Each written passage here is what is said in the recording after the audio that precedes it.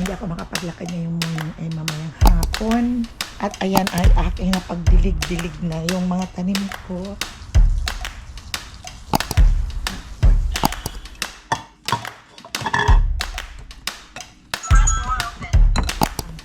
Hindi pa ito napuno. Yun lang ang ano kasi. Sarap ng lasa.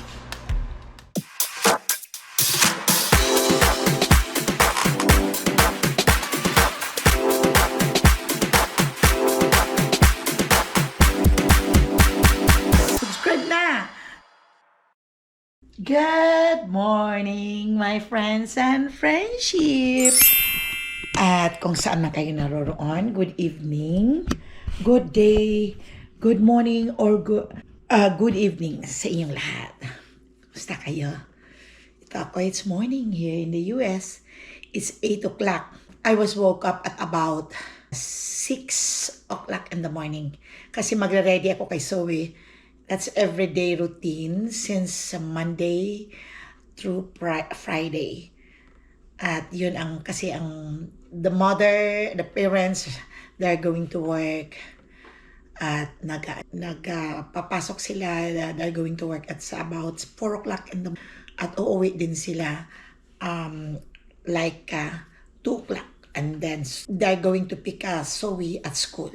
So yun, my friends and friendship.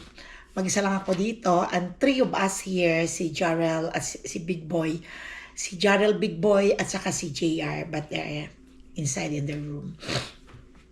And then me, nandito ako. I already drink coffee and then 1 pandesal. At saka yun ang breakfast at nag-take na ako ng gamot. Magtataka kayo bakit ako nag-English. Pinapractice ko, dumudugo na nga yung ilong ko eh.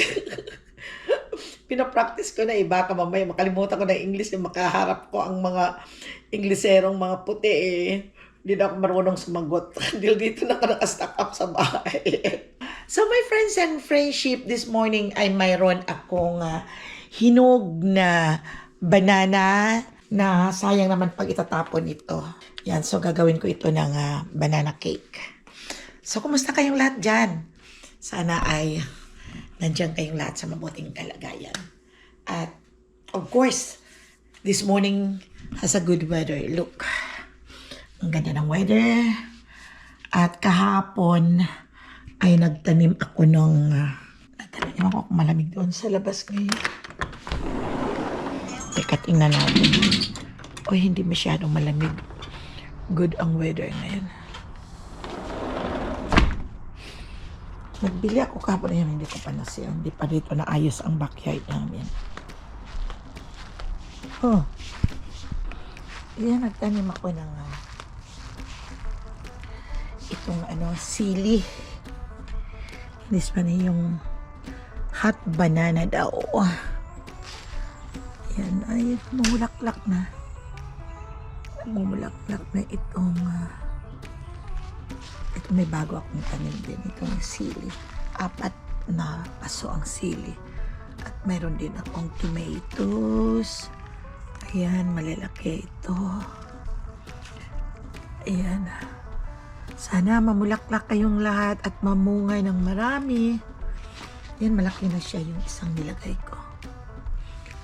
Ayan na. Hindi ngayon masyadong malamig, my friends and friendship. Siguro didiligan ko ito ngayon.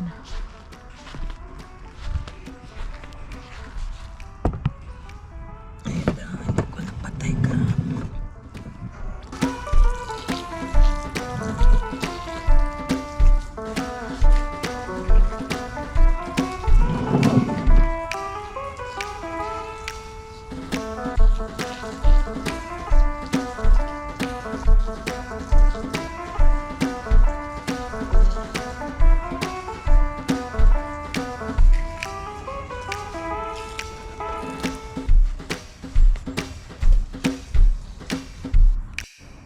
Ang ganda ng weather.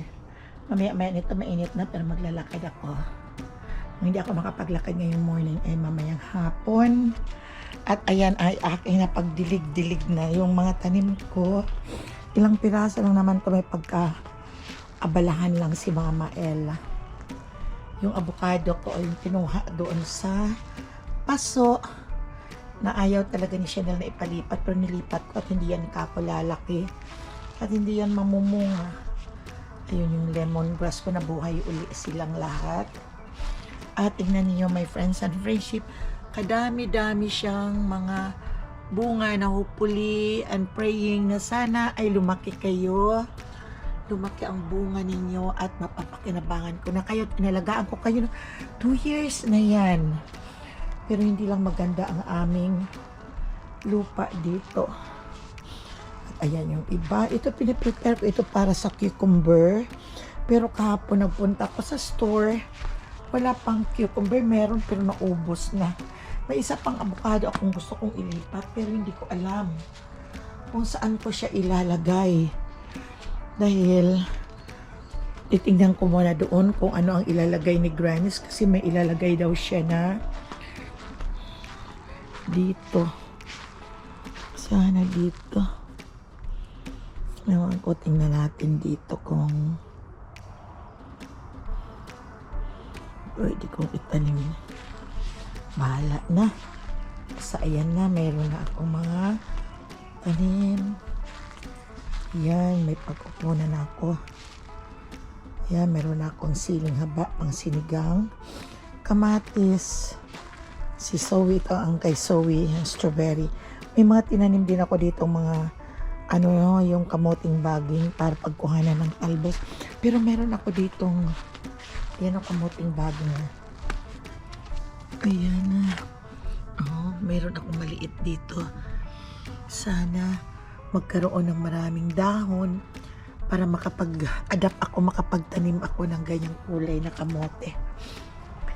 Okay, at papasok na ako at pagpatuloy ko na ang aking gagawing banana cake. Kaunti lang naman ito. Ay, mapupunta yata ako ngayon sa Sprout. Mamaya na. Ito na yung aking mas na banana. So, ilalagyan ko ng 1 and 1.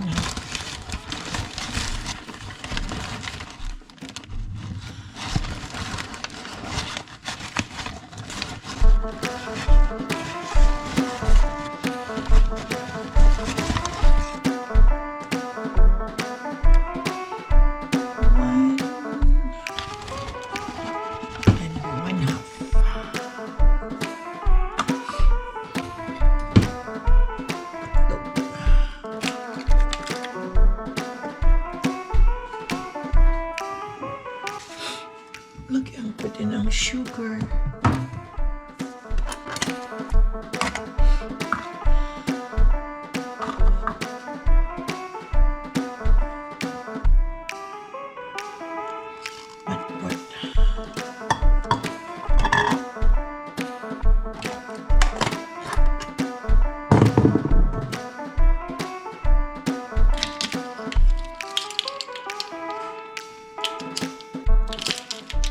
Teaspoon ng salt.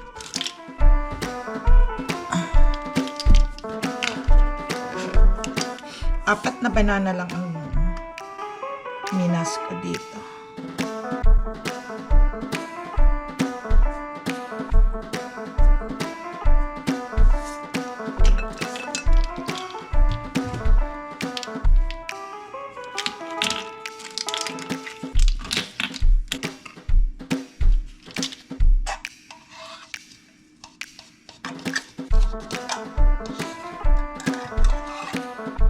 Baking powder.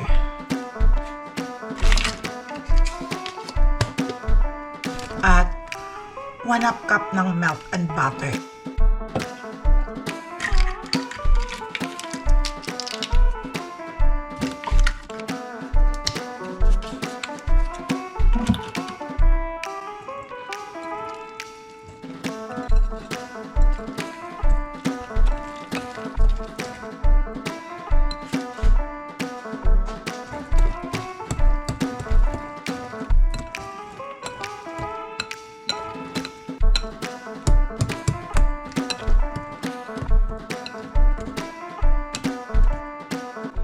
may part na matigas yung banana.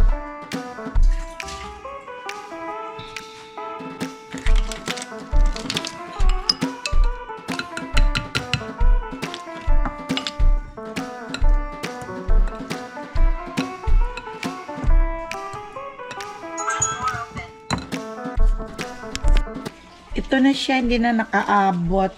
Ito lang ang naabot niya. Ilang piraso lang to? 3, 4, 5, 6, 7, 8, 9, 10, 11, 12, 13, 14, 15 lang. Hindi pa ito napuno. Yun lang ang ano kasi. Yun na lang. Sana napuno, no?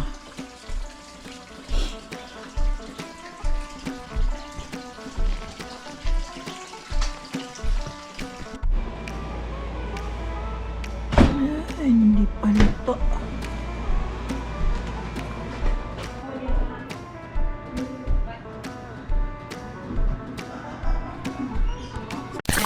Ako, nakabihis na ako, pinawisan ako. Napunta ako doon sa Sprout, mga 5 minutes lang naman.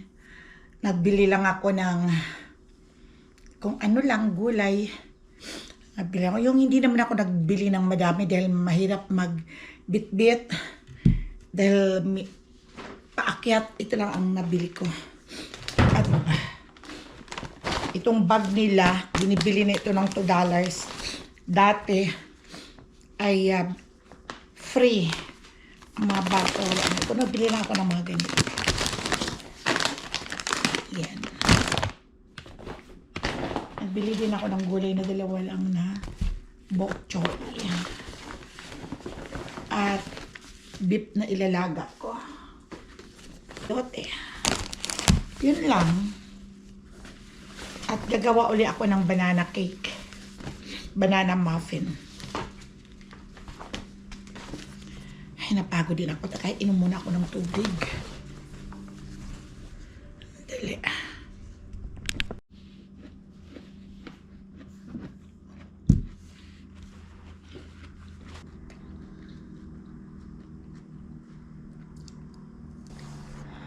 Magluluto ako pagkatapos nito. Yung grabe ang init niya. Mas mabuti ito kasi malamig. Ito yung una kong ginawa.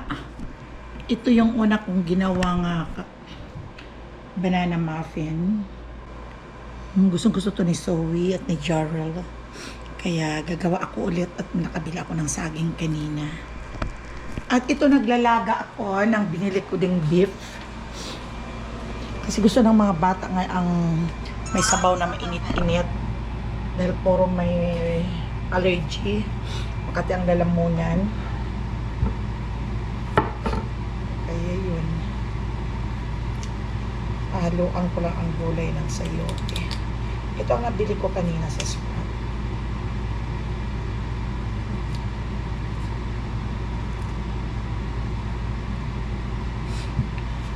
So, ugasan ko ito mamaya-maya.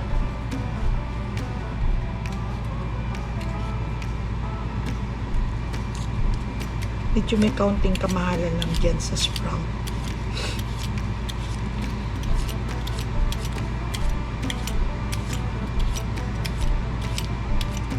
Organic lang.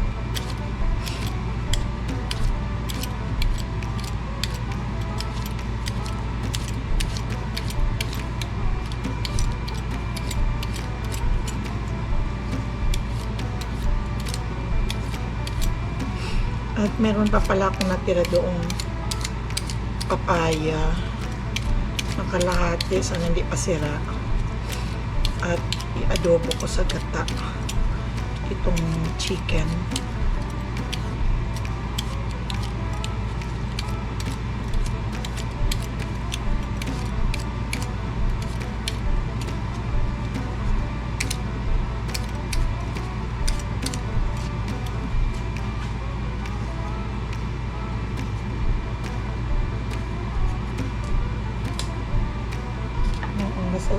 Ano na, sobrang init na, my friends and friendship.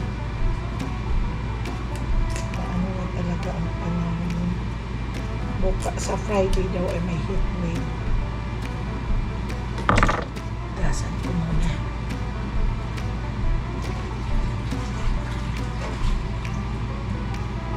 kumukulo na ng gusto ang aking nilaga.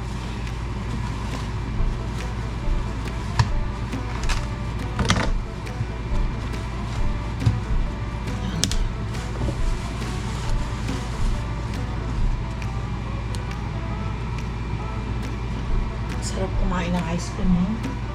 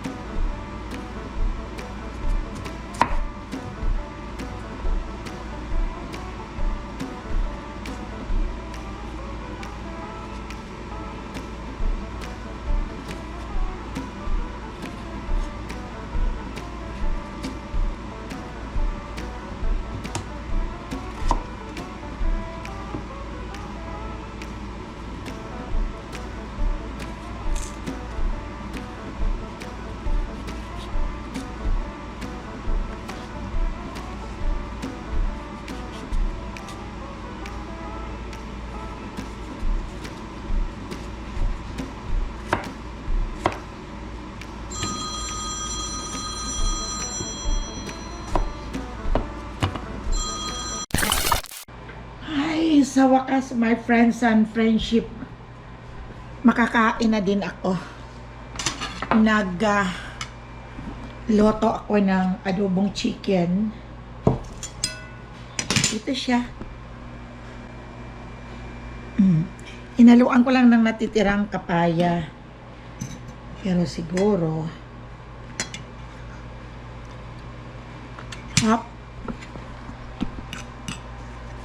sarap ng lasa.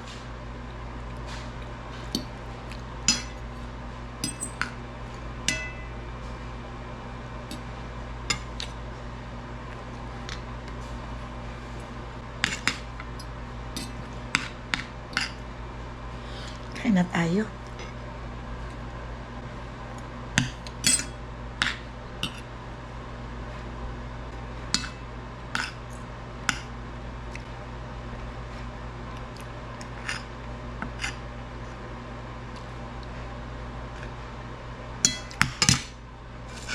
Iba talaga ang manok sa Pilipinas, yung native, kaysa sa dito.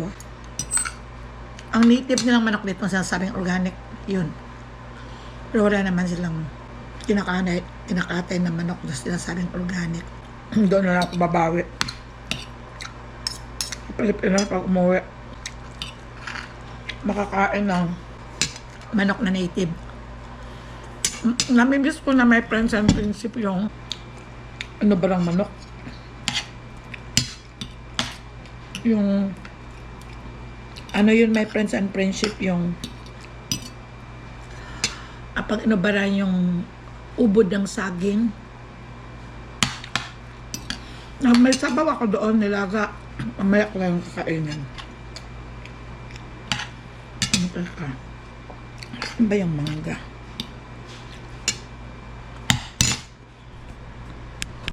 Tingnan niyo my friends and friendship, ang init, oh.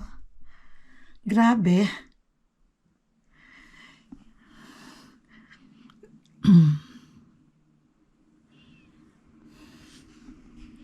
Sobra init. Je!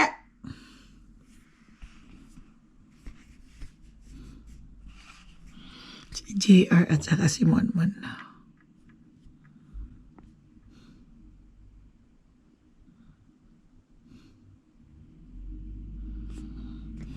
Grabe, init. Inantok nga ako, my friends and friendship.